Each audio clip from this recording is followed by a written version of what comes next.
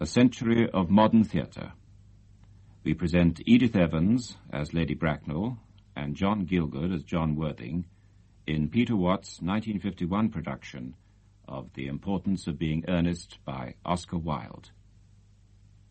The play opens in Algernon Moncrief's flat in Half Moon Street, Piccadilly, in the summer of 1894.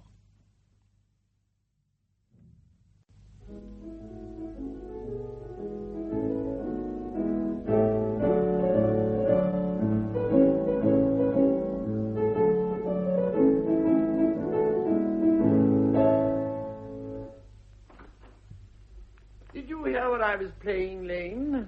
I didn't think it polite to listen, sir. Oh, I'm sorry for that, for your sake. I don't play accurately. Anyone can play accurately. But I play with wonderful expression. Yes, sir. Have you got the cucumber sandwiches cut for Lady Bracknell? Yes, sir. I have them here. Thank you. By the way, Lane, I see from your book that on Thursday night, when Lord Shorman and Mr. Worthing were dining with me, 8 bottles of champagne are entered as having been consumed. Yes, sir. 8 bottles and a pint. Why is it that at a bachelor's establishment the servants invariably drink the champagne? I ask merely for information. I attribute it to the superior quality of the wine, sir. I have often observed that in married households the champagne is rarely of a first-rate brand. Good heavens, is marriage so demoralizing as that? I believe it is a very pleasant state, sir. I have had very little experience of it myself up to the present. I have only been married once. That was in consequence of a misunderstanding between myself and a young person. I don't know that I'm much interested in your family life, Lane. No, sir. It's not a very interesting subject. I never think of it myself. Very natural, I'm sure. That will do, Lane. Thank you. Thank you. Lane's views on marriage seem somewhat lax. Really, if the lower orders don't set us a good example, what on earth is the use of them? Mr. Ernest Worthing. How are you, my dear Ernest? What brings you up to town? Oh, pleasure. What else should bring one anywhere? Eating as usual, I see, Algy. I believe it is customary in good society to take some slight refreshment at 5 o'clock. Where have you been since last Thursday? In the country. What on earth do you do there? When one is in town, one amuses oneself. When one is in the country, one amuses other people. It is excessively boring. And who are the people you amuse? Oh, neighbours. Got nice neighbours in your part of Shropshire? Perfectly horrid. Never speak to one of them. How immensely you must amuse them. By the way, Shropshire is your county, is it not? Shropshire? Oh, yes, of course. Hello, why all these cups? Why cucumber sandwiches? Why such reckless extravagance in one so young? Who is coming to tea? Oh, merely Aunt Augusta and Gwendolen. How perfectly delightful. Yes, that's all very well, but I'm afraid Aunt Augusta won't quite approve of your being here. May I ask why? My dear fellow, the way you flirt with Gwendolen is perfectly disgraceful. It's almost as bad as the way Gwendolen flirts with you. I am in love with Gwendolen. I've come up to town expressly to propose to her. I thought you came up for pleasure. I call that business. How utterly unromantic you are. It is very romantic to be in love. But there is nothing romantic about a definite proposal. Why, one may be accepted.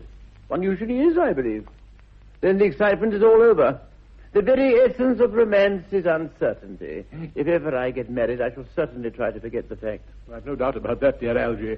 The divorce court was specially invented for people whose memories are so curiously constituted. Please don't touch the cucumber sandwiches. They are ordered especially for Aunt Augusta. Well, you be eating them all the time. That's quite a different matter. She is my aunt. May have some bread and butter. The bread and butter is for Gwendolen. Gwendolen is devoted to bread and butter. Very good bread and butter it is, too. My dear fellow, you need not eat it as though you were going to eat it all. You'll behave as though you were married to her already. You are not married to her already, and I don't think you ever will be. Why on earth do you say that? Well, in the first place, girls never marry the men they flirt with. Girls don't think it right. Oh, that's nonsense. It isn't. It is a great truth. It accounts for the extraordinary number of bachelors one sees all over the place. In the second place, I don't give my consent. Your consent? My dear fellow, Gwendolen is my first cousin. And before I allow you to marry her, you will have to clear up the whole question of Sicily. Sicily? What do you mean, Algy, by Sicily? I don't know anyone of the name of Sicily. Oh, really? Well, I found this cigarette case in the smoking room after the last time you dined here, and I thought it belonged to you.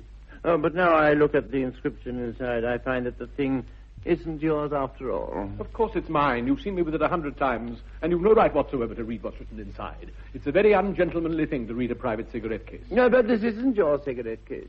This cigarette case is a present from someone of the name of Cicely. And you said you didn't know anyone of that name. Well, if you want to know, Cicely happens to be my aunt. Your aunt? Yes. Charming old lady she is, too. Lives at Tunbridge Wells. Just give it back to me, Algy. But why does she call herself Little Cicely if she is your aunt and lives at Tunbridge Wells? From Little Cicely with her fondest love. My dear fellow, what on earth is there in that? Some aunts are tall, some aunts are not tall. That is a matter that surely an aunt may be allowed to decide for herself. Yes, but why does your aunt call you her uncle? From Little Cicely with her fondest love to her dear Uncle Jack. There is no objection, I admit, to an aunt being a small aunt, but why an aunt, no matter what her size may be, should call her own nephew her uncle, I can't quite make out. Besides, your name isn't Jack at all. It's Ernest. It isn't Ernest, it's Jack. You have always told me it was Ernest. I have always introduced you to everyone as Ernest. You answer to the name of Ernest. You look as if your name was Ernest. You are the most earnest-looking person I ever saw in my life. Besides, here is one of your cards. Mr. Ernest Worthing, B4, the Albany. I'll keep this as proof that your name is Ernest if you ever attempt to deny it. Well, my name is Ernest in town and Jack in the country, and that cigarette case was given me in the country. Yes, but that does not account for the fact that your small aunt Cicely, who lives at Tunbridge Wells, calls you her dear uncle. Come on, old boy. Tell me the whole thing. I may mention that I have always suspected you of being a confirmed and secret Bunburyist. I'm quite sure of it now. Bunburyist? What on earth do you mean by Bunburyist? I'll reveal to you the meaning of that incomparable expression as soon as you are kind enough to inform me why you are Ernest in town and Jack in the country. Well, produce my cigarette case first. Yes, yes. Now, produce your explanation and pray make it improbable. My dear fellow, there's nothing improbable about my explanation at all. Old Mr. Thomas Cardew, who adopted me when I was a little boy, made me in his will guardian to his granddaughter, Miss Cicely Cardew. Cicely, who addresses me as her uncle from motives of respect that you could not possibly appreciate, lives at my place in the country under the charge of her admirable governess, Miss Prism. Where is that place in the country, by the way? That is nothing to you, dear boy. You are not going to be invited. I may tell you candidly that the place is not in Shropshire. I suspected that, my dear fellow. I have bumbled all over Shropshire on 2 separate occasions. Now, go on. Why are you Ernest in town and Jack in the country? My dear Algy, I don't know whether you will be able to understand my real motives. You are hardly serious enough. When one is placed in the position of guardian, one is forced to adopt a very high moral tone on all subjects. It is one's duty to do so. And as a high moral tone can hardly be said to conduce very much either to one's health or one's happiness, in order to get up to town, I have always pretended to have a younger brother of the name of Ernest, who lives in the Albany and gets into the most dreadful scrapes. That, my dear Algy, is the whole truth, pure and simple. The truth is rarely pure and never simple. No, what you really are is a Bunburyist. I was quite right in saying you were a Bunburyist. You are one of the most advanced Bunburyists I know. What do you mean? You have invented a very useful younger brother called Ernest in order that you may be able to come up to town as often as you like.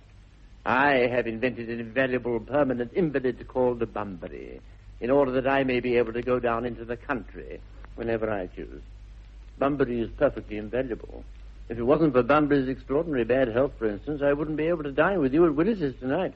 I've really been engaged to Aunt Augusta for more than a week. I haven't asked you to dine with me anywhere tonight. I know. You're absurdly careless about sending out invitations. Very foolish of you. Nothing annoys people so much as not receiving invitations. You'd much better dine with your Aunt Augusta. I haven't the smallest intention of doing anything of the kind.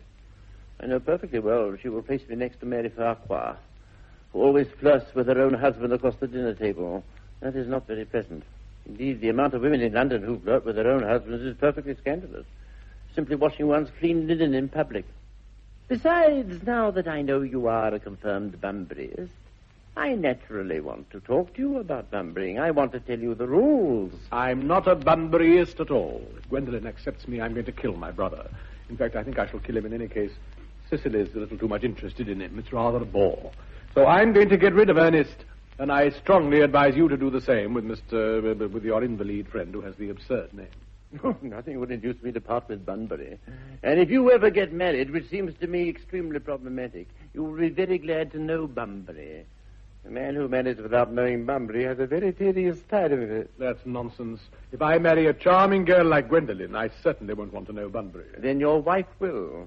You don't seem to realize that in married life, 3 is company and 2 is none. Ah, that must be Aunt Augusta. Only relatives or creditors ever ring in that Wagnerian manner. Now, if I get her out of the way for 10 minutes so that you can have an opportunity for proposing to Gwendolen, may I dine with you tonight at Willis's? I suppose so, if you want to. Yes, but you must be serious about it. I hate people who are not serious about meals. Lady Bracknell and Miss Fairfax. Good afternoon, dear Algernon. I hope you are behaving very well. I'm feeling very well, Aunt Augusta. Yes, that's not quite the same thing. In fact, the two things rarely go together. Dear me, Gwendolen, you are smart. I am always smart. Am I not, Mr. Worthing? You are quite perfect, Miss Fairfax. Oh, I hope I'm not that. It would leave no room for development. And I intend to develop in many directions. I'm sorry if you are a little late, Algernon, but I was obliged to call on dear Lady Harbury. I haven't been there since her poor husband's death. Never saw a woman so altered. She looks quite 20 years younger. And now I'll have a cup of tea and one of the nice cucumber sandwiches you promised me. Certainly, Aunt Augusta. Won't you come and sit here, Gwendolen? Thanks, Mamma. I'm quite comfortable where I am. Good heavens. Lane, why are there no cucumber sandwiches? I ordered them especially. There were no cucumbers in the market this morning, sir. I went down twice. No cucumbers? No, sir. Not even for ready money. That will do, Lane. Thank you. Thank you, sir. It really makes no matter, Algernon. I had some crumpets with Lady Harbury, who seems to me to be living entirely for pleasure now. I hear her hair has turned quite gold from grief. It has certainly changed its color. From what cause, I, of course, cannot say. Ah, thank you. I've quite a treat for you tonight, Algernon. I'm going to send you down with Mary Farquhar. She's such a nice woman and so attentive to her husband. It's delightful to watch them. Yes, I'm afraid, Aunt Augusta, I shall have to give up the pleasure of dining with you tonight after all. Oh, I hope not, Algernon. It would put my table completely out. Your uncle would have to dine upstairs. Fortunately, he is accustomed to that. It is a great bore, and I need hardly say a terrible disappointment to me. But the fact is that I have just had a telegram to say that my poor friend Bunbury is very ill again. Well, this Mr. Bunbury seems to suffer from curiously bad health. Oh, yes, poor Bunbury is a dreadful invalid. Well, I must say, Algernon, that I think it is high time that Mr. Bunbury made up his mind whether he was going to live or die. This shilly-shallying with the question is absurd. And I should be much obliged if you would ask Mr. Bunbury from me to be kind enough not to have a relapse on Saturday, for I rely on you to arrange my music for me.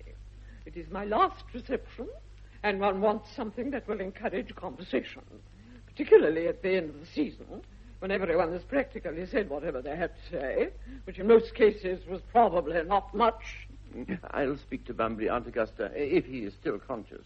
And I think I can promise he'll be all right by Saturday. I'll run over the program I've drawn out. If you will kindly come into the next room for a moment. Thank you, Algernon. It is very thoughtful of you.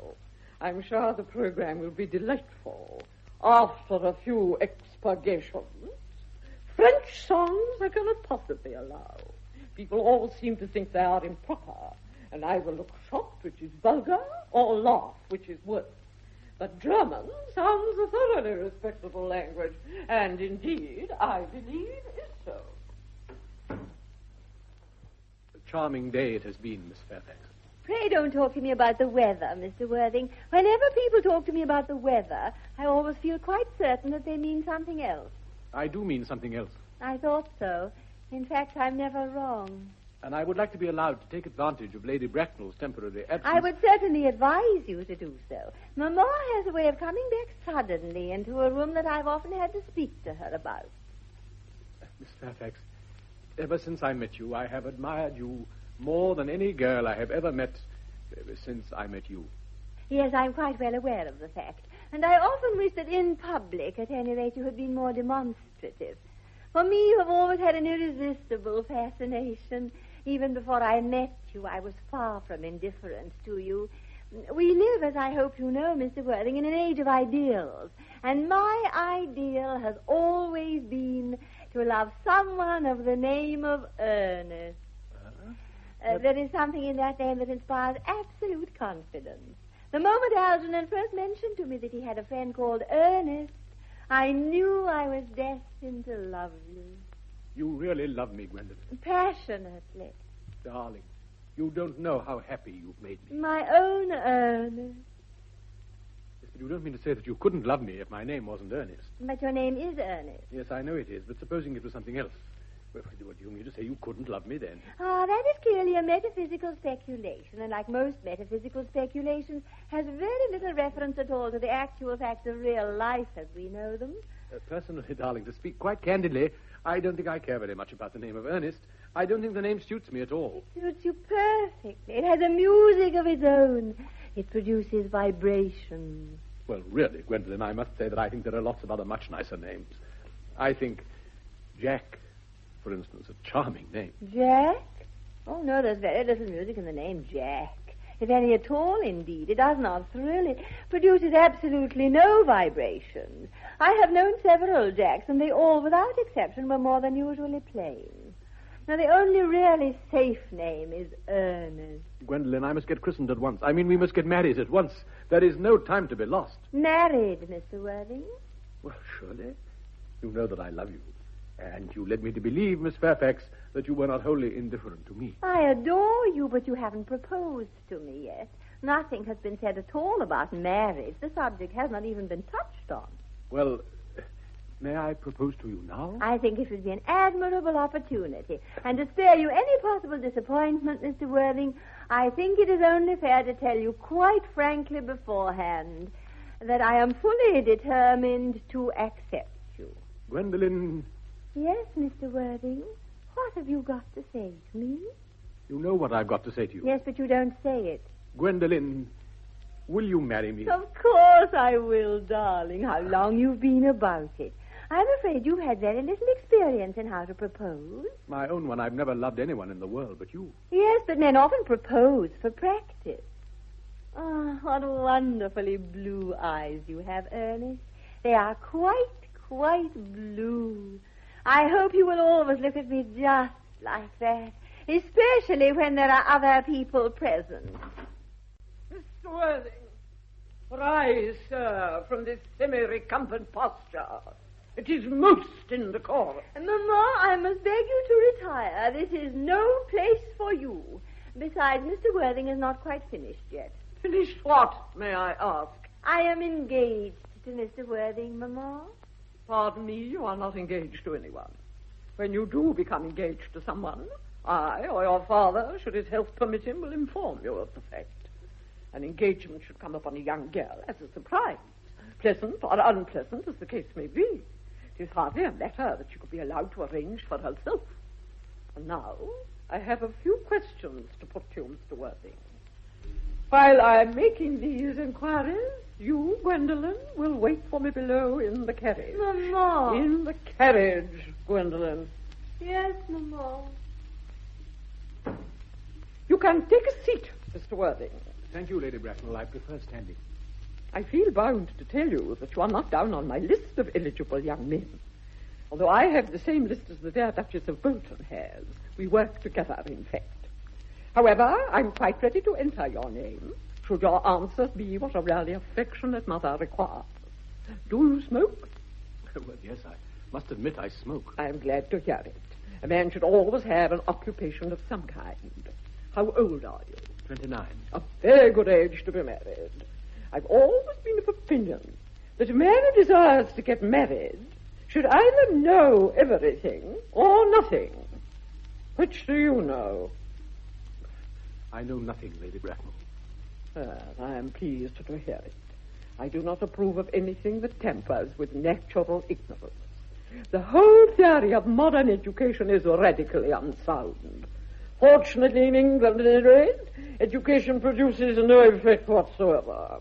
If it did, it would prove a serious danger to the upper classes and probably lead to acts of violence in Grosvenor Square. What is your income? Between 7,000 and 8,000 a year. In land or in investment? In investments, chiefly. That is satisfactory. What between the duties expected of one during one's lifetime and the duties exacted from one after one's death, land has ceased to be either a profit or a pleasure. It gives one position and prevents one from keeping it up. I have a country house with some land, of course, attached to it. About 1,500 acres, I believe, but I don't depend on that for my real income. A country house? How many bedrooms? Well, that point can be cleared up afterwards. You have a townhouse, I hope.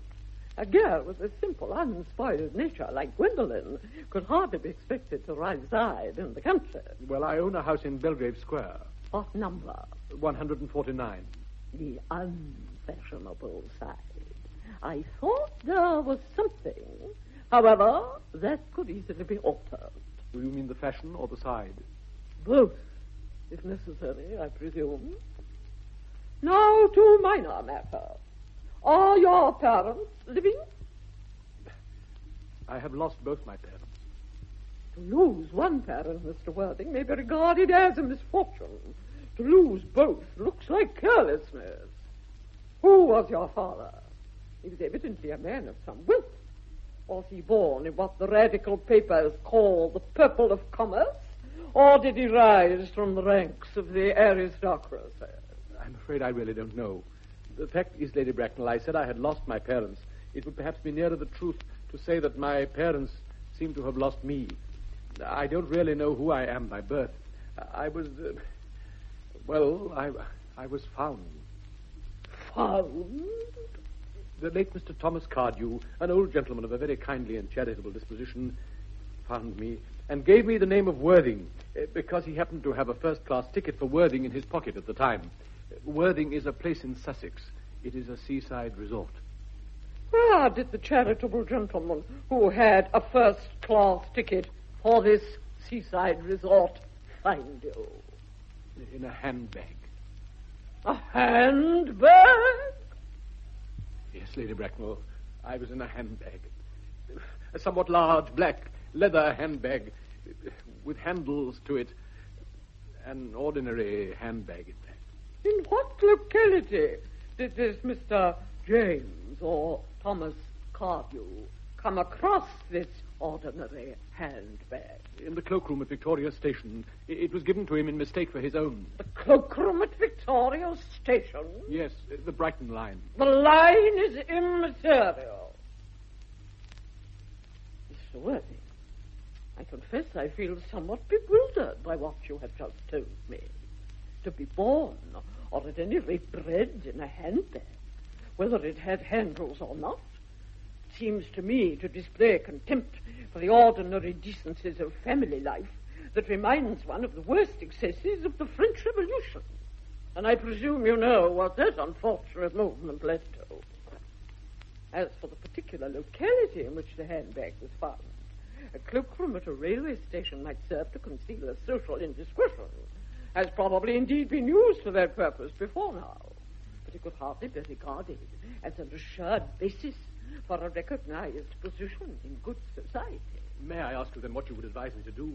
I need hardly say I would do anything in the world to ensure Gwendolen's happiness. I would strongly advise you, Mr. Worthing, to try to acquire some relations as soon as possible, and to make a definite effort to produce at any rate one parent of either sex before the season is quite over. Well, I don't see how I could possibly manage to do that. I can produce the handbag at any moment. It's in my dressing room at home. I really think that should satisfy you, Lady Bracknell. Me, sir? What has it to do with me? You can hardly imagine that I and Lord Bracknell would dream of allowing our only daughter, a girl brought up with the utmost care, to marry into a cloakroom and form an alliance with a powerful. Good morning, Mr. Worthing. Good morning. Oh, for goodness sake, stop playing that ghastly tune, Algy. How idiotic you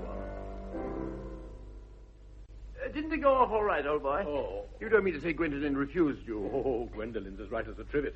But her mother is perfectly unbearable. Never met such a gorgon. I beg your pardon, Algy. I suppose I shouldn't talk about your own aunt in that way before you. My dear boy, I love hearing my relations abused. It's the only thing that makes me put up with them at all. Relations are simply a tedious pack of people who haven't got the remotest knowledge of how to live, nor the smallest instinct about when to die. You don't think there's any chance of Gwendolen becoming anything like her mother in about 150 years, do you, Algy? All women become like their mothers. That is their tragedy.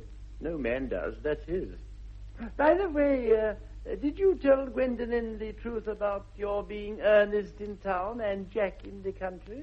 My dear fellow, the truth isn't quite the sort of thing one tells to a nice, sweet, refined girl. What extraordinary ideas you have about the right way to behave to a woman. The only way to behave to a woman is to make love to her if she is pretty, and to someone else if she is plain. Oh, that's nonsense.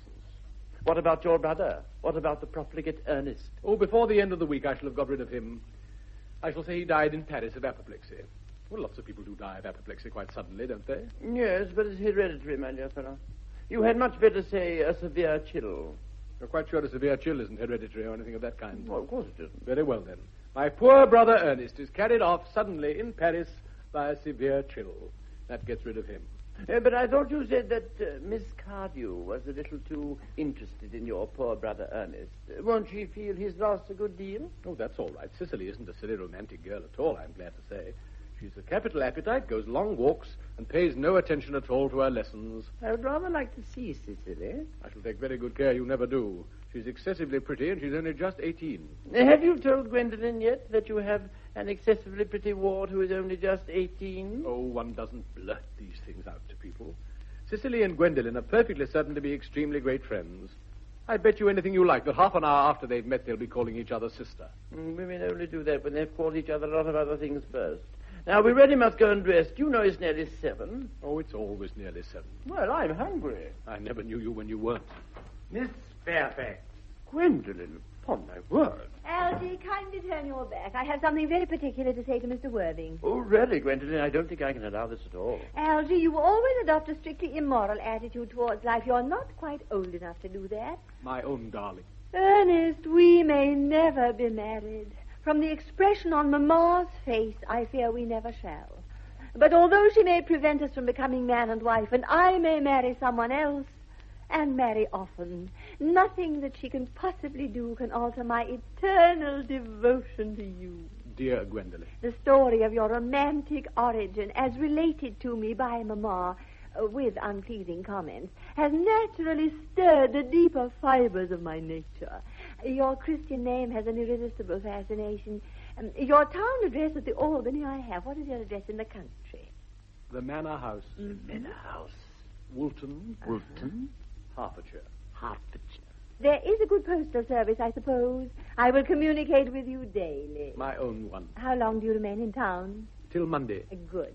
Algy, you may turn round now. Thanks, I've turned round already. You may also ring the bell. You will let me see you to your carriage, my own darling. Certainly. I will see Miss Fairfax out, Lane. Yes, sir. A glass of sherry, Lane. Yes, sir. Tomorrow, Lane, I'm going Bunburying. Yes, sir. I shall probably not be back till Monday. You can put up my dress clothes, my smoking jacket, and all the Bunbury suits. Yes, sir. I hope tomorrow will be a fine day, Lane. It never is, sir. Lane, you're a perfect pessimist. I do my best to give satisfaction, sir. The Manor House, Woolton, Hertfordshire.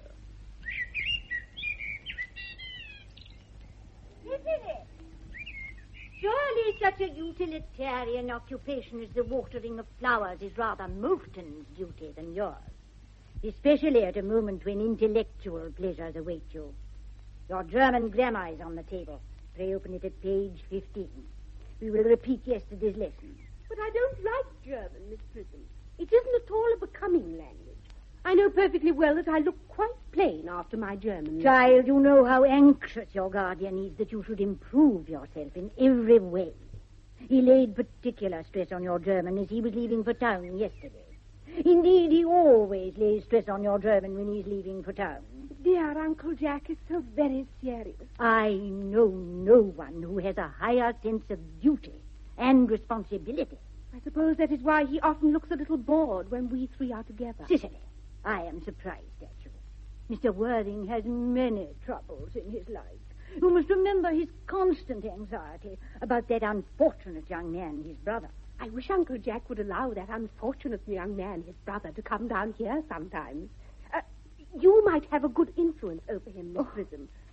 You know, German and geology and things of that kind influence a man very much. I do not think that even I could produce any effect on a character that, according to his own brother's admission, is irretrievably weak and vacillating. You must put away your diary, Cicely. I really don't see why you should keep a diary at all. I keep a diary in order to enter the wonderful secrets of my life. If I didn't write them down, I should probably forget all about them. Memory, my dear Cicely, is the diary that we all carry about with us. Yes, but it usually chronicles the things that have never happened. I believe that memory is responsible for nearly all the 3-volume novels that Mew December. Do not speak slightingly of the 3-volume novel, Cicely. I wrote one myself in earlier days. Did you really, Miss Prism? How wonderfully clever you are. I hope it did not end happily. I don't like novels that end happily. They depress me so much. The good ended happily and the bad unhappily. That is what fiction means. I suppose so, but it seems very unfair. And was your novel ever published? Alas, no. The manuscript, unfortunately, was abandoned. I use the word in the sense of lost or mislaid. Do your work, child. These speculations are profitless. Oh, but I see dear Dr. Chasuble coming through the garden. Oh, Dr. Chasuble. Oh, this is indeed a pleasure. And how are we this morning? Miss Prism, you are, I trust, well? Miss Prism has just been complaining of a slight headache. I think it would do her so much good to have a short stroll with you in the park. Cicely, I have not mentioned anything about a headache. No, dear Miss Prism, I know that. But I felt instinctively that you had a headache. Indeed, I was thinking about that, and not about my German lesson when the rector came in. I hope, Cicely, you are not inattentive. Oh, I'm afraid I am. That is strange. Were I fortunate enough to be Miss Prism's pupil, I would hang upon her lips. I spoke metaphorically. My metaphor was drawn from bees. Mr. Worthing, I suppose, has not returned from town yet. We do not expect him till Monday afternoon. Ah, yes. I shall see you both, no doubt, at evensong. I think, dear Doctor, I will have a stroll with you. I feel I have a headache after all, and a walk might do it good. With pleasure, Miss Prism, with pleasure. We might go as far as the schools and back. That would be delightful. Cicely, you will read your political economy in my absence. Horrid political economy. Horrid geography. Horrid German. What is it, Merriman? Mr. Ernest Worthing has just driven over from the station, miss. He has brought his luggage with him. Let me see his card. Mr. Ernest Worthing, B4, the Albany W. Uncle Jack's brother. Did you tell him Mr. Worthing was in town? Yes, miss. He seemed very much disappointed. I mentioned that you and Miss Prism were in the garden, and he said he was anxious to speak to you privately for a moment. Ask Mr. Ernest Worthing to come here. I suppose you had better talk to the housekeeper about a room for him. Yes, miss. I've never met any really wicked person before. I feel rather frightened. I'm so afraid he will look just like everyone else. Ah. He does. You are my little cousin, Cicely, I am sure. You are under some strange mistake. I am not little. In fact, I believe I am rather more than usually tall for my age. But I am your cousin, Cicely. You, I see from your card, are Uncle Jack's brother, my cousin Ernest. My wicked cousin Ernest. Oh, I'm not really wicked at all, Cousin Cicely. If you are not, then you've certainly been deceiving us all in a very inexcusable manner. I hope you have not been leading a double life, pretending to be wicked and being really good all the time. Oh, of course, I have been rather reckless. Oh, I'm glad to hear it. In fact, now you mention the subject, I have been very bad in my own small way. I don't think you should be so proud of that. I'm sure it must have been very pleasant. It is much pleasanter being here with you. I can't understand how you are here at all. Uncle Jack won't be back till Monday afternoon. Well, that is a great disappointment. I'm obliged to go up by the first train on Monday morning. I think you'd better wait till Uncle Jack arrives. I know he wants to speak to you about your emigrating. About my what? Your emigrating. He's gone up to buy your outfit. I certainly wouldn't allow Jack to buy my outfit. He has no taste in neckties at all. I don't think you will require neckties. Uncle Jack is sending you to Australia. Australia? I'd sooner die. Well, he said at dinner on Wednesday night that you would have to choose between this world, the next world, and Australia. Oh, well, the accounts I have received of Australia and the next world are not particularly encouraging. This world is good enough for me, Cousin Cicely. Yes, but are you good enough for it? I'm afraid I'm not that. That is why I want you to reform me. Oh, I'm afraid I haven't time this afternoon. Oh, would you mind my reforming myself this afternoon? It's rather quixotic of you, but I think you should try. I will. I feel better already. You're looking a little worse. That is because I'm hungry. Oh, how thoughtless of me. I should have remembered that when one is going to lead an entirely new life, one requires regular and wholesome meals. Won't you come in? Thank you. Might I have a buttonhole first? I'd like a pink rose. Why? Because you are like a pink rose, Cousin Cicely.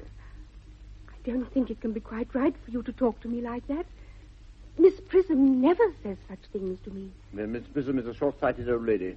You are the prettiest girl I ever saw.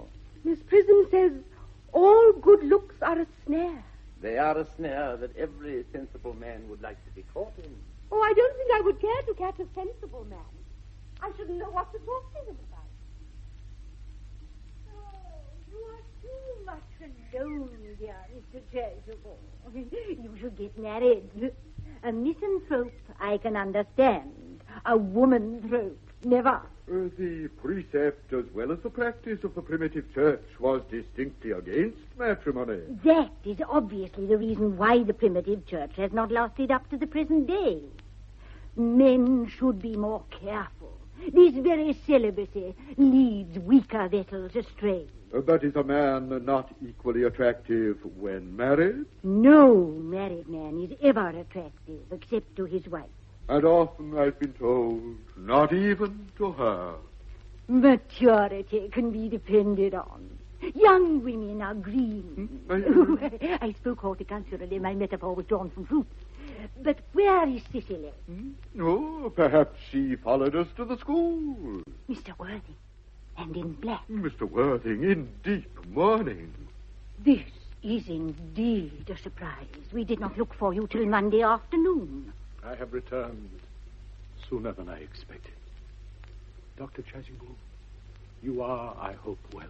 Dear Mr. Worthing, I trust this garb of woe does not betoken some terrible calamity. My brother. More shameful debts and extravagance. Still leading his life of pleasure. Dead. Your brother Ernest. Dead? Quite dead. What a lesson for him. I trust he will profit by it. Mr. Worthing, I offer you my sincere condolence. Poor Ernest. He had many faults, but it is a sad, sad blow. Very sad indeed. Were you with him at the end? No, he died abroad, in Paris, in fact. I had a telegram last night from the manager of the Grand Hotel. Was the cause of death mentioned? A severe chill, it seems. As a man sows, so shall he reap. Oh, charity, dear Miss Prism, charity. None of us is perfect. I myself am peculiarly susceptible to drafts. Will the interment take place here? No, he seems to have expressed a desire to be buried in Paris. In Paris? I fear that hardly points to any very serious state of mind at the last.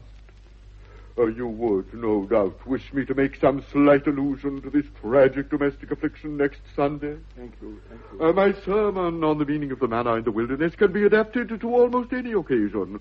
Joyful, or, as in the present case, distressing. I have preached it at harvest celebrations, christenings, confirmations, on days of humiliation, and festal days. Ah, that reminds me, Dr. Chasuble. I suppose you know how to christen, all right. I mean, of course, you are continually christening, aren't you? It is, I regret to say, one of the rector's most constant duties in this parish.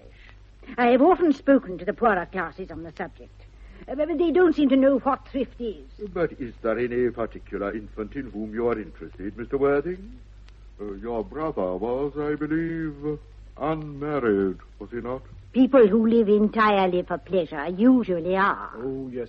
But it is not for any child, dear doctor. No, the fact is I would like to be christened myself this afternoon, if you have nothing better to do. But surely, Mr. Worthing, you have been christened already. I don't remember anything about it. But have you any grave doubts on the subject? Well, of course, I don't know if the thing would bother you in any way, or if you think I'm a little too old now. Not at all, not at all. Oh, the sprinkling and indeed the immersion of adults is a perfectly canonical practice. Immersion? Oh, you need have no apprehensions. Sprinkling is all that is necessary, or indeed, I think, advisable. Our weather is so changeable.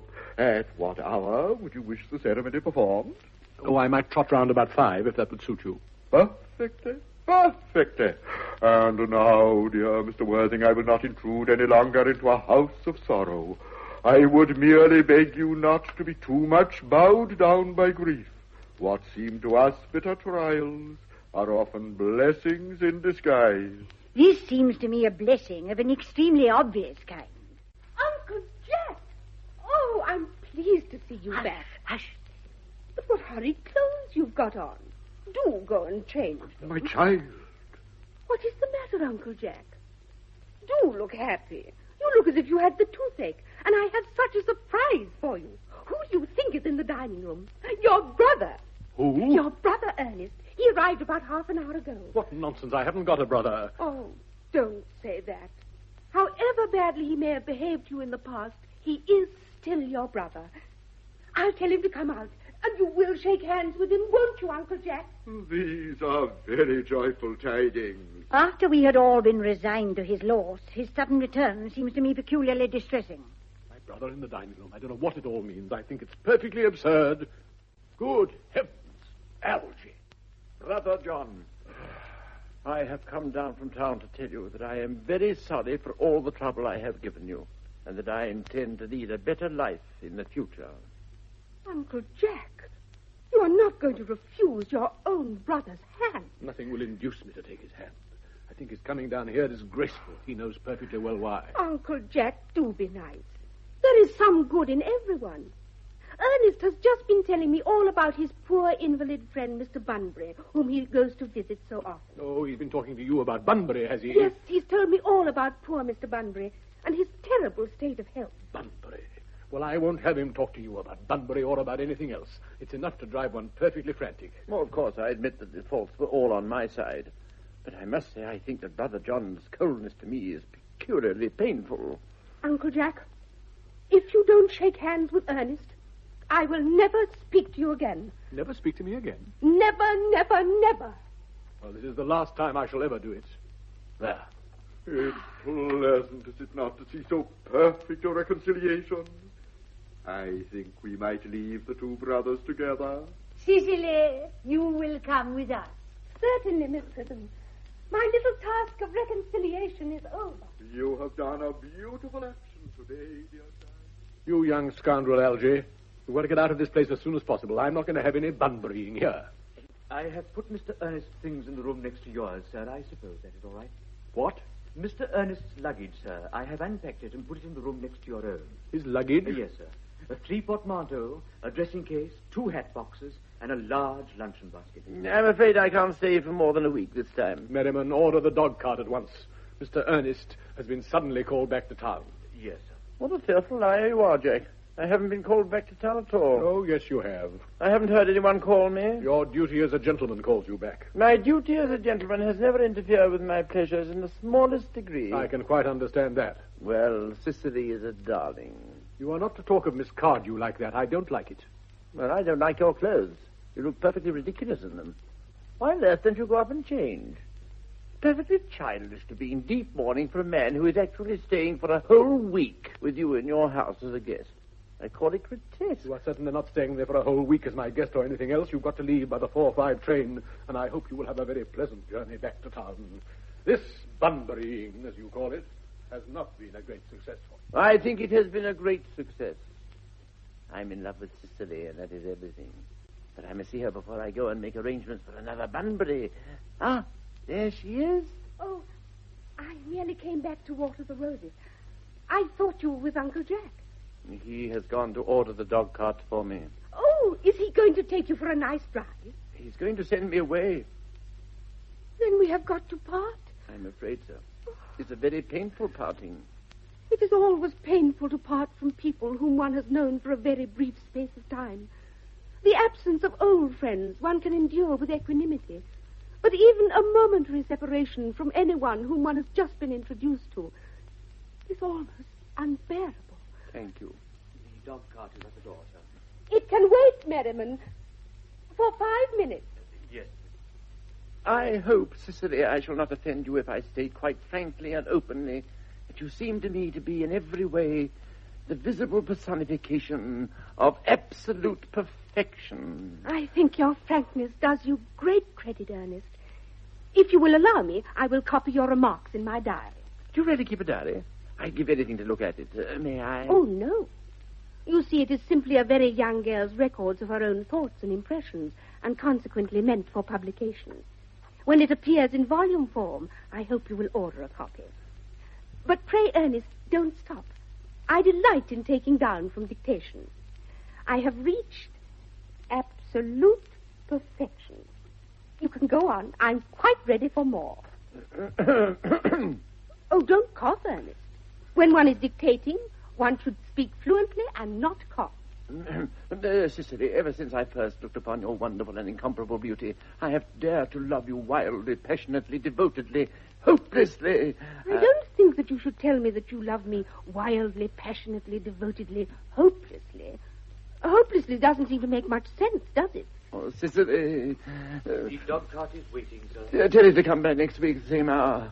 Yes, sir. Uncle Jack would be very much annoyed if he knew you were staying till next week at the same hour. Oh, I don't care about Jack. I don't care about anyone in the world but you. I love you, Cicely. You will marry me, won't you? You silly boy, of course. Why, we've been engaged for the last 3 months. For the last 3 months? Yes, it will be exactly 3 months on Thursday. But how did we become engaged? Well, I dare say you will think it very foolish of me. But ever since dear Uncle Jack first confessed to us that he had a younger brother who was very wicked and bad, I have been in love with you, Ernest. Darling. And when was the engagement actually settled? On the 14th of February last. Worn out by your ignorance of my existence, I determined to end the matter one way or the other. And after a long struggle with myself, I accepted you here under this dear old tree. The next day, I bought this little ring in your name. And this is the little bangle with the true lover's knot I promised you always to wear. Oh, did I give you this? It's very pretty, isn't it? Yes, you have wonderfully good taste, Ernest. It's the excuse I've always given for your leading such a very bad life. And this is the box in which I keep all your dear letters. My letters? But my own sweet Cicely, I have never written you any letters. You need hardly remind me of that, Ernest. I remember only too well that I was forced to write your letters for you. I wrote always 3 times a week, and sometimes oftener. Oh, do let me read them, Cicely. Oh, no, I couldn't possibly. They would make you far too conceited. The 3 you wrote to me after I'd broken off the engagement are so beautiful and so badly spelled that even now I can hardly read them without crying a little. But was our engagement ever broken off? Of course it was. On the 22nd of March last. You can see the entry if you like. Today, I broke off my engagement with Ernest. I feel it is better to do so. The weather still continues charming. But why on earth did you break it off? What had I done? Cicely, I'm very much hurt indeed to hear you broke it off, particularly when the weather was so charming. It would hardly have been a really serious engagement if it hadn't been broken off at least once. But I forgave you before the week was out. What a perfect angel you are, Cicely. You dear romantic boy. Oh. I hope your hair curls naturally, does it? Yes, darling, with a little help from others. I'm so glad. You'll never break off our engagement again, Cicely. I don't think I could break it off now that I've actually met you. Besides, of course, there is always the question of your name. Yes, of course. You must not laugh at me, darling. But it has always been a girlish dream of mine to love someone whose name was Ernest. Oh, but my dear child, do you mean to say you could not love me if I had some other name? But what name? Oh, any name you like. Algernon, for instance. Oh, I don't think I should like the name of Algernon. Oh, my own dear, sweet, loving little darling. I really can't see why you should object to the name of Algernon. In fact, it is rather an aristocratic name. Half of the chaps who get into the bankruptcy court are called Algernon. No, but seriously, Cicely, if my name was Algy, could you not love me? I might respect you, Ernest. I might admire your character. But I fear I should not be able to give you my undivided attention. Cicely, your rector here is, I suppose, thoroughly experienced in the practice of all the rites and ceremonials of the church. Oh, yes. Dr. Chasuble is a most learned man. He has never written a single book, so you can imagine how much he knows. I must see him at once on the most important christening. On the most important business. Oh. I shan't be away more than half an hour. Considering that I've only just met you today for the first time, I think it is rather hard that you should leave me for so long a period as half an hour. Couldn't you make it 20 minutes? I'll be back in no time. Oh, what an impetuous boy he is. I like his hair so much. I must enter his proposal in my diary. A Miss Fairfax has just called to see Mr. Worthing on very important business, Miss Fairfax states. Isn't Mr. Worthing in his library? Mr. Worthing went over in the direction of the rectory some time ago, Miss. Pray ask the lady to come out here. Mr. Worthing is sure to be back soon. And you can bring tea. Yes, Miss Fairfax. I suppose one of the many good elderly women who are associated with Uncle Jack in some of his philanthropic work in London. I don't quite like women who are interested in philanthropic work. I think it is so forward of them. Miss Fairfax. Pray let me introduce myself to you. My name is Cicely Cardew. Cicely Cardew, what a very sweet name. Something tells me that we're going to be great friends. I like you already more than I can say. My first impressions of people are never wrong. How nice of you to like me so much after we've known each other for such a comparatively short space of time. Pray sit down. I may call you Cicely, may I not? With pleasure. And you will always call me Gwendolen, won't you? If you wish. Perhaps this might be a favorable opportunity for my mentioning who I am. My father is Lord Bracknell. You have never heard of Papa, I suppose. I don't think so. Outside the family circle, Papa, I'm glad to say, is entirely unknown. You're here on a short visit, I suppose. Oh, no. I live here. Really? Your mother, no doubt, or some female relative of advanced years, resides here also. Oh, no. I have no mother, nor, in fact, any relations. Indeed? My dear guardian, with the assistance of Miss Prism, has the arduous task of looking after me. Your guardian? Yes. I am Mr. Worthing's ward. Oh. It is strange that he never mentioned to me that he had a ward. How secretive of him. He grows more interesting hourly. I'm not sure, however, that the news inspires me with feelings of unmixed delight. Now, I am very fond of you, Cicely. I've liked you ever since I met you. But I'm bound to say that now I know that you are Mr. Worthing's ward, I cannot help expressing a wish that you were, just a little older than you seem to be, and not quite so very alluring in appearance. In fact, if I may speak quite candidly... Pray do. Well, to speak with perfect candor, Cicely, I wish that you were fully 42 and more than usually plain for your age. Ernest has a strong, upright nature, but even men of the noblest possible moral character are extremely susceptible to the influence of the physical charms of others. Modern, no less than ancient history, supplies us with many most painful examples of what I refer to. If it were not so, indeed, history would be quite unreadable. I beg your pardon, Gwendolen. Did you say Ernest? Yes. Oh, but it is not Mr. Ernest Worthing who is my guardian. It is his brother, his elder brother. Ernest never mentioned to me that he had a brother. I'm sorry to say they have not been on good terms for a long time. Ah, that accounts for it.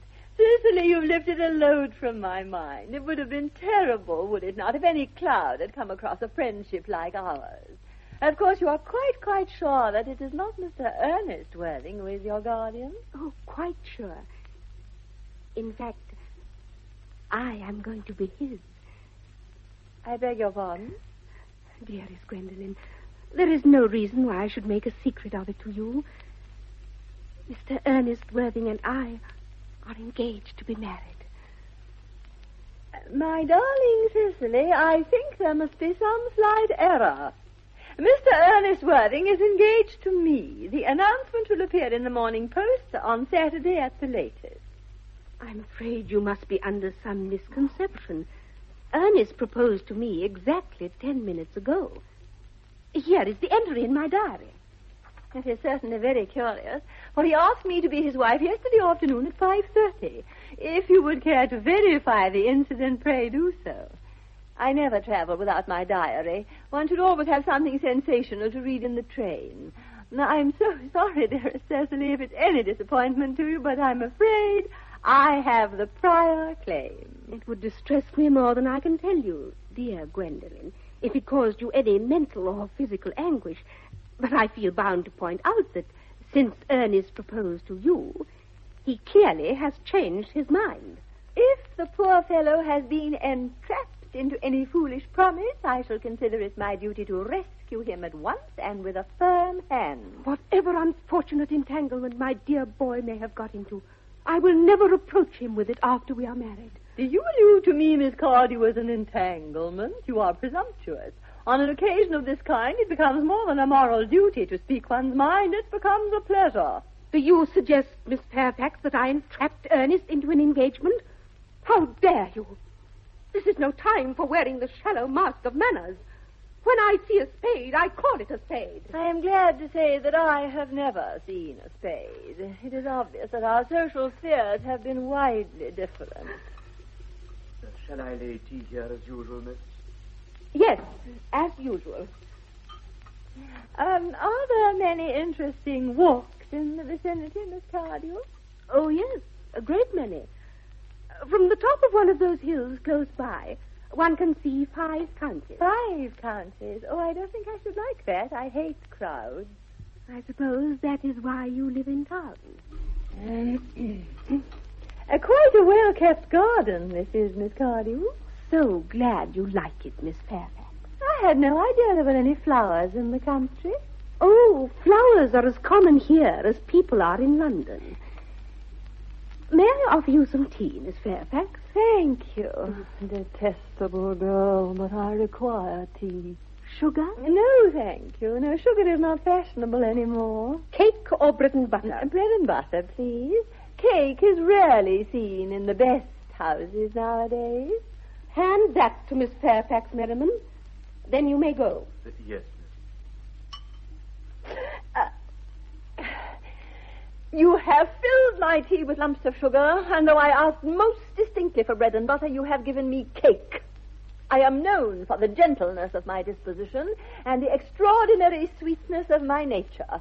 But I warn you, Miss Cardew, you may go too far. To save my poor, innocent, trusting boy from the machinations of any other girl, there are no lengths to which I would not go. From the moment I saw you, I distrusted you. I am never deceived in such matters. My first impressions of people are invariably right. It seems to me, Miss Fairfax, that I am trespassing on your valuable time. No doubt you have many other calls of a similar character to make in the neighborhood. Gwendolen, you here? Ernest! My own Ernest. Darling. A moment. May I ask if you're engaged to be married to this young lady? The dear little Cicely? Of course not. What could have put such an idea into your pretty little head? I knew there must be some misunderstanding, Miss Fairfax. The gentleman whose arm is at present round your waist is my guardian, Mr. John Worthing. I beg your pardon? This here is Ernest. My own love. A moment, Ernest. May I ask, are you engaged to be married to this young lady? To what young lady? Good heavens, Gwendolen, of course not. What could have put such an idea into your pretty little head? Thank you. I felt there must be some slight error, Miss Cardew. The gentleman who is now embracing you is my cousin, Mr. Algernon Moncrief. Algernon Moncrief? Oh, are you called Algernon? I cannot deny it. Oh, is your name really John? I could deny it if I liked. I could deny anything if I liked. But my name certainly is John. It has been John for years. A gross deception has been practiced on both of us. My poor, wounded Cicely. My sweet, wronged Gwendolyn. You will call me sister, won't you? There is just one question I would like to be allowed to ask my guardian. An admirable idea. And Mr. Worthing, there is just one question I should like to be permitted to put to you. Where is your brother Ernest? We are both engaged to be married to your brother Ernest, so it is a matter of some importance to us to know where your brother Ernest is at present. Gwendolyn, Cicely, it is very painful for me to be forced to speak the truth. However, I will tell you quite frankly that I have no brother, Ernest. I have no brother at all. I never had a brother in my life, and I certainly have not the smallest intention of ever having one in the future. No brother at all? None. Had you never a brother of any kind? Never, not even of any kind. I'm afraid it is quite clear, Cicely, that neither of us is engaged to be married to anyone. It is not a very pleasant position for a young girl suddenly to find herself in, is it? Let us go into the house. They will hardly venture to come after us there. No, men are so cowardly, aren't they? This ghastly state of affairs is what you call bunburying, I suppose. Yes, and a perfectly wonderful bunbury it is. The most wonderful bunbury I've ever had in my life. Well, you've no right whatsoever to bunbury here. That's absurd. One has a right to bunbury anywhere one chooses. Every serious bunburyist knows that. Serious bunburyist, good heavens. Well, one must be serious about something if one wants to have any amusement in life. I happen to be serious about bunburying. What on earth you're serious about, I haven't the remotest idea. About everything, I should fancy. You have such an absolutely trivial nature. Well, the only small satisfaction I have in the whole of this wretched business is that your friend Bunbury is quite exploded. You won't be able to run down to the country quite so often as you used to, dear Algy, and a very good thing, too. Your brother is a little off-cutter, isn't he, dear Jack? You won't be able to disappear to London quite so frequently as your wicked custom was. Not a bad thing either. As for your conduct towards Miss Cardew, I can only say that your taking in a sweet, simple, innocent girl like that is quite inexcusable, to say nothing of the fact that she is my ward. I can see no possible defense at all for your deceiving a brilliant, clever, thoroughly experienced young lady like Miss Fairfax. To say nothing of the fact that she is my cousin. I wanted to be engaged to Gwendolyn, that is all. I love her. Well, I simply wanted to be engaged to Cicely. I adore her. There is certainly no chance of your marrying Miss Cardew.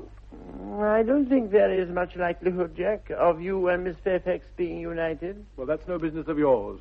If it was my business, I wouldn't talk about it. How you can sit there, calmly eating muffins when we're in this horrible trouble, I can't make out. No. You seem to me to be perfectly heartless. I can't eat muffins in an agitated manner. The butter would probably get on my cups. One should always eat muffins quite calmly. I say it's perfectly heartless you're eating muffins at all under the circumstances. When I am in trouble, eating is the only thing that consoles me. Indeed, when I am in really great trouble, as anyone who knows me intimately will tell you, I refuse everything except food and drink. At the present moment, I am eating muffins because I am unhappy. Besides, I'm particularly fond of muffins. Well, that's no reason why you should eat them all in that greedy way. No, I wish you would have some tea cake instead. I don't like tea cake. Good heavens, I suppose a man may eat his own muffins in his own garden. But you just said it was perfectly heartless to eat muffins. Algy, I wish to goodness you would go. You can't possibly ask me to go without having some dinner. I never go without my dinner. No one ever does, except vegetarians and people like that. Besides, I have just made arrangements with Dr. Chasuble to be christened at 6:15 under the name of Ernest. My dear fellow, the sooner you give up all that nonsense, the better. I made arrangements with Dr. Chasuble to be christened myself at 5:30, and I shall naturally take the name of Ernest. Gwendolyn would wish it. We can't both of us be christened Ernest. That's absurd. Besides, I have a perfect right to be christened if I like. There's no evidence at all that I've ever been christened by anybody. I think it extremely probable I never was, and so does Dr. Chasuble. It's entirely different in your case. You have been christened already. Yes, but I haven't been christened for years. Yes, but you have been christened, and that's the important thing. Quite so. So I know my constitution can stand it. If you are not quite sure about your ever having been christened, I must say I think it rather dangerous your venturing on it now. It might make you very unwell. You can hardly have forgotten that someone very closely connected with you was very nearly carried off this week in Paris by a severe chill. Yes, but you said yourself that a severe chill wasn't hereditary. Well, it isn't to be, I know, but I dare say it is now. Science is always making wonderful improvements in things. Oh, that's nonsense, Algy. You're always talking nonsense. Get to all of the muffins again. I wish you wouldn't. There are only 2 left. I told you I was particularly fond of muffins. But I hate tea cake. Why on earth, then, do you allow tea cake to be served up for your guests? What ideas you have of hospitality. Algernon, I have already told you to go. I don't want you here. Why don't you go? I haven't quite finished my tea yet. And there is still 1 muffin left. Oh. The fact that they did not follow us at once into the house, as anyone else would have done, seems to me to show that they have some sense of shame left. They have been eating muffins. That looks like repentance. They don't seem to notice us at all. Couldn't you cough? But I haven't got a cough. They're looking at us. What effrontery. They're approaching. That's very forward of them. Let us preserve a dignified silence. Certainly. It is the only thing to do now.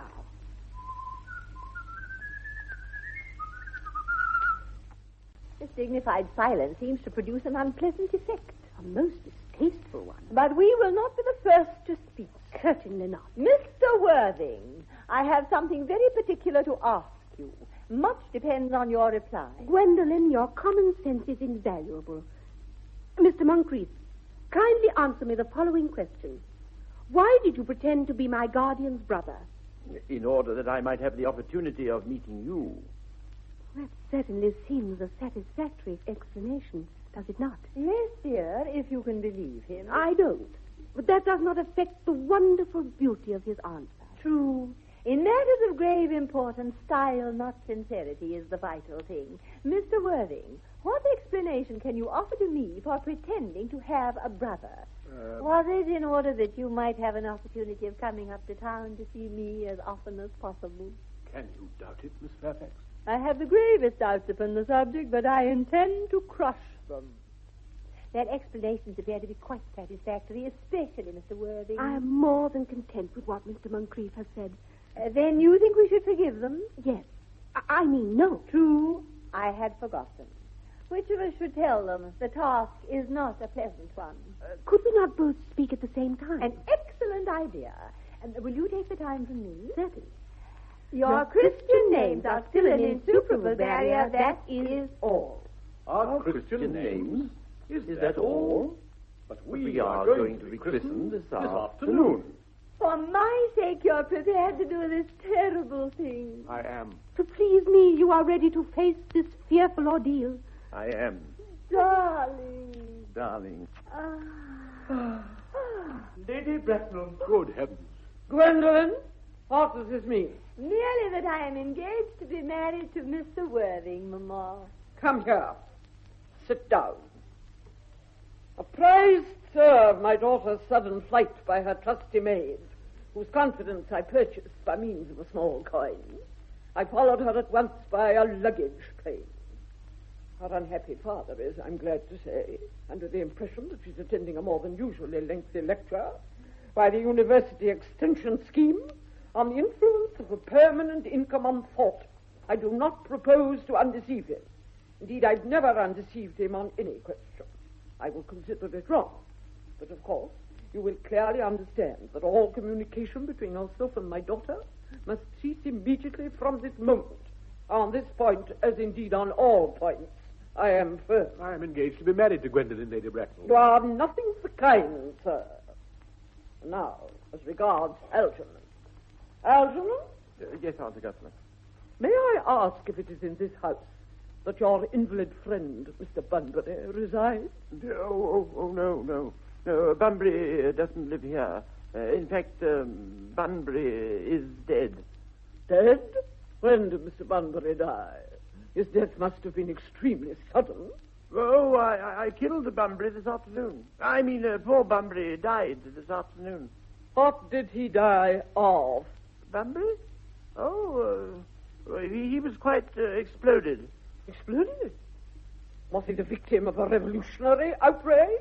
My dear Aunt Augusta, I mean he was found out. The doctors found out that Bunbury could not live, so Bunbury died. Well, he seems to have had great confidence in the opinion of his physicians.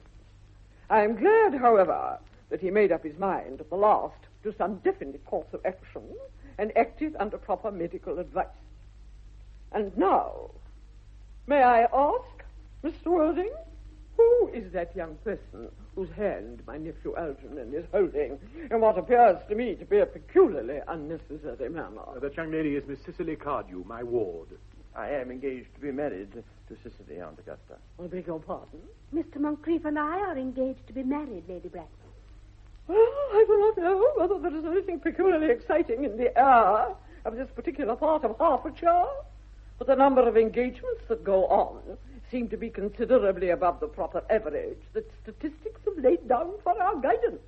I think some preliminary inquiry on my part would not be out of place. Mr. Worthing, is Miss Cardew at all connected with any of the larger railway stations in London? I merely desire information. Until yesterday, I had no idea that there were any families or persons whose origin was determinate.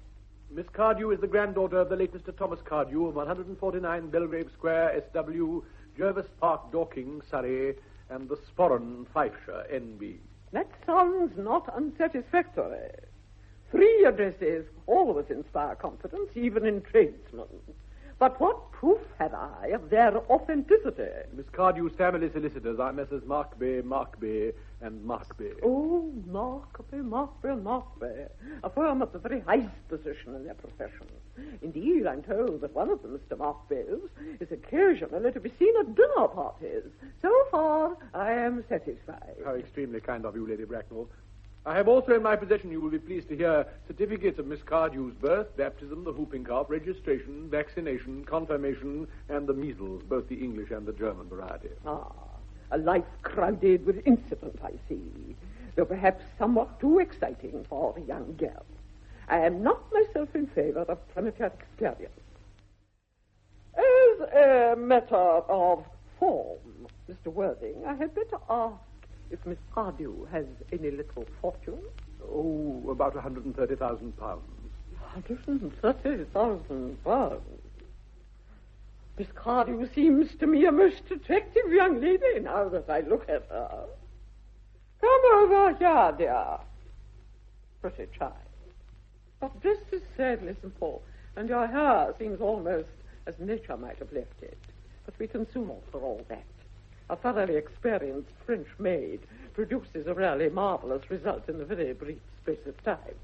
I remember recommending one to young Lady Lancing, and after 3 months, her own husband did not know her. And after 6 months, nobody knew her. Kindly turn round, sweet child. No, this side view is what I want. Yes, quite as I expected. There are distinct social possibilities in your profile.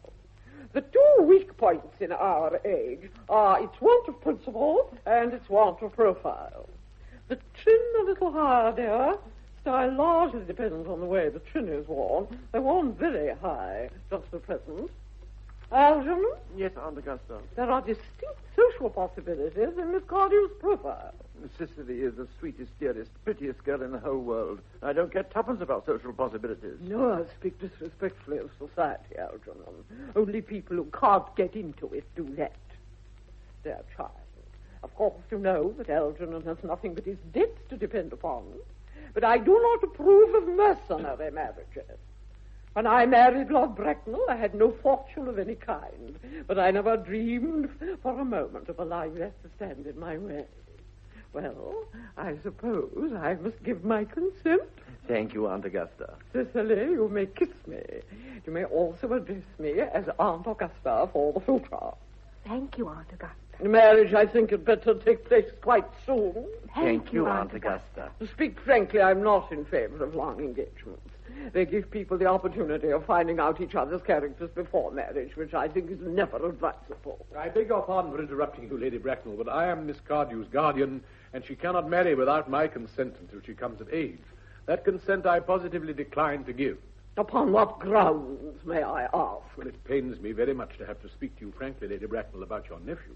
But the fact is that I do not approve at all of his moral character. I suspect him of being untruthful. Untruthful? My nephew Algernon untruthful? Impossible. He is an Oxonian. I fear there can be no possible doubt about the matter. This afternoon he obtained admission to my house by means of the false pretense of being my brother. Under an assumed name, he drank, I have just been informed by my butler, an entire pint bottle of my Perrier Jouet Brut 89, which I was specially reserving for myself. Continuing his disgraceful deception, he succeeded in the course of the afternoon in alienating the affections of my only ward. He subsequently stayed to tea and devoured every single muffin, and what makes his conduct all the more heartless is that he was perfectly well aware from the first that I have no brother, that I never had a brother, and that I don't intend to have a brother, not even of any kind. Mm-hmm. Mr. Worthing, after careful consideration, I have decided entirely to overlook my nephew's conduct toward you. That is very generous of you, Lady Bracknell. My own decision, however, remains unalterable. Come here, Cecily, sweet child. How old are you, dear? Well, I'm really only 18, but I always admit to 20 when I go to evening parties. 18, but admitting to 20 at evening parties. Well, it will not be very long before you are of age, so I don't think your guardian's consent is, after all, a matter of any importance. Now, pray excuse me, Lady Bracknell, for interrupting you again, but it is only fair to tell you that according to the terms of her grandfather's will, Miss Cardew does not come legally of age until she is 35. Well, that does not seem to me to be a very grave objection. 35 is a very attractive age. London society is full of women of the very highest birth who have, of their own free choice, remained 35 for years. Lady Dumbleton is an instance in point. To my own knowledge, she has been 35 ever since she arrived at the age of 40, which is many years ago now. I see no reason why our dear Cecily should not be even still more attractive at the age you mention than she is at present. There will be a large accumulation of property. Algy, could you wait for me till I was 35? Of course I could, Cecily. You know I could. Yes, I felt it instinctively. But I couldn't wait all that time. Then what is to be done, Cecily? I don't know, Mr. Moncrief. My dear Mr. Worthing, as Miss Cardew states positively that she cannot wait till she is 35, a remark which I am bound to say seems to me to show a somewhat impatient nature. I would beg of you to reconsider your decision. My dear Lady Bracknell, the matter is entirely in your own hands. The moment you consent to my marriage with Gwendolen, I will most gladly allow your nephew to form an alliance with my ward. You must be quite aware that what you propose is out of the question. Then a passionate celibacy is all that any of us have to look forward to. Well, that is not the destiny that I propose for Gwendolen. Algernon, of course, can choose for himself. Come, dear, we've already missed 5, if not 6 trains. To miss any more might expose us to comment on the platform. Everything is quite ready for the christening. The christening, sir? Is that somewhat premature? Both these gentlemen have expressed a desire for immediate baptism. At their age? The idea is grotesque and irreligious. I forbid you to be baptized. I will not hear of such excesses. Lord Bracknell would be highly displeased if he learned that was the way in which you wasted your time and money. Am I to understand, then, that there are to be no christenings at all this afternoon? I hardly think that as things are now, it would be of much practical value to either of us, Dr. Chasuble. I am grieved to hear such sentiments from you, Mr. Worthing. I will return to the church at once. Indeed, I have just been informed by the pew opener that for the last hour and a half, Miss Prism has been waiting for me in the vestry. Miss Prism? Did I hear you mention a Miss Prism? Yes, Lady Bracknell. I am on my way to join her. Well, allow me to detain you for a moment. The matter may prove to be one of vital importance to Lord Bracknell and myself. Is this Miss Prism a female of repellent aspect remotely connected with education? She is the most cultivated of ladies and the very picture of respectability. It is obviously the same person. May I ask what position she holds in your household? I am a celibate, madam. Miss Prism, Lady Bracknell, has been for the last 3 years Miss Cardew's esteemed governess and valued companion. In spite of what I hear of her, I must see her at once. Let her be sent for. She approaches. She is nigh. I was told you expected me in the vestry, dear Canon. I have been waiting for you there for an hour and 3/4. Prism! Come here, Prism. Where is that baby? 28 years ago, Prism, you left Lord Bracknell's house, number 104, Upper Grosvenor Street, in charge of a perambulator that contained a baby of the male sex. You never returned. A few weeks later, through the elaborate investigations of the Metropolitan Police, the perambulator was discovered at midnight, standing by itself in a remote corner of Bayswater. It contained the manuscript of a 3-volume novel of more than usually revolting sentimentality. Oh. But the baby was not there. Prism, where is that baby? Lady Bracknell, I admit with shame that I do not know. On the morning of the day you mention, a day that is forever branded on my memory, I prepared as usual to take the baby out in its perambulator. I had also with me a somewhat old but capacious handbag in which I had intended to place the manuscript of a work of fiction that I had written during my few unoccupied hours. In a moment of mental abstraction, for which I can never forgive myself, I deposited the manuscript in the bassinet and placed the baby in the handbag. But where did you deposit the handbag? Do not ask me, Mr. Worth. Miss Prism, this is a matter of no small importance to me. I must insist upon knowing where you deposited the handbag that contained that infant. I left it in the cloakroom of one of the larger railway stations in London. What railway station? Victoria. The Brighton line. I must retire to my room for a moment. Gwendolen, wait here for me. If you are not too long, I will wait for you all my life. What do you think this means, Lady Bracknell? I dare not even suspect, Dr. Chasuble. I need hardly tell you that in families of high position, strange coincidences are not supposed to occur. They're hardly considered the thing. This suspense is terrible. I hope it will last. Is this the handbag, Miss Prism? Examine it carefully before you speak. The happiness of more than one life depends upon your answer. It seems to be mine. Yes. Here is the injury it received through the upsetting of a Gower Street omnibus in younger and happier days. Here is the stain on the lining caused by the explosion of a temperance beverage, an incident that occurred at Leamington. And here on the lock are my initials. I had forgotten that in an extravagant mood I had them placed there. The bag is undoubtedly mine. I am delighted to have it so unexpectedly restored to me. It has been a great inconvenience being without it all these years. Miss Prism, more is restored to you than the handbag. I was the baby you placed in it. You? Yes. Mother! Mr. Worthing, I am unmarried. Unmarried? I do not deny that is a serious blow. But after all, why should there be one law for men and another for women? Mother, I forgive you. Mr. Worthing, there is some error. There is the lady who can tell you who you really are. Lady Bracknell, I hate to seem inquisitive, but would you kindly inform me who I am? I'm afraid the news I have to give you will not altogether please you. You are the son of my poor sister, Mrs. Moncrief, and consequently Algernon's elder brother.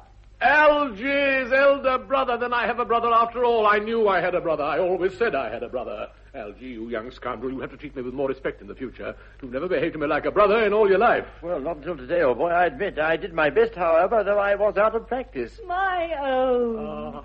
But what own are you? What is your Christian name now that you've become someone else? Good heavens. Your decision on the subject of my name is quite irrevocable, I suppose. I never change except in my affection. What a noble nature you have, Gwendolen. Then the question had better be cleared up at once. Aunt Augusta, a moment. At the time when Miss Prism left me in the handbag, had I been christened already? Every luxury that money could buy, including christening, had been lavished on you by your fond and doting parents. Then I was christened, that's settled. Now, what name was I given? Let me know the worst. Being the eldest son, you were naturally christened after your father. But what was my father's Christian name? Well, I can't at present moment recall what the General's Christian name was, but I've no doubt he had one. Well, his name would appear in the army lists of the period, I suppose, Aunt Augusta. The General was essentially a man of peace, except in his domestic life. But I've no doubt his name would appear in any military directory. The army lists of the last 40 years are here. These delightful records should have been my constant study.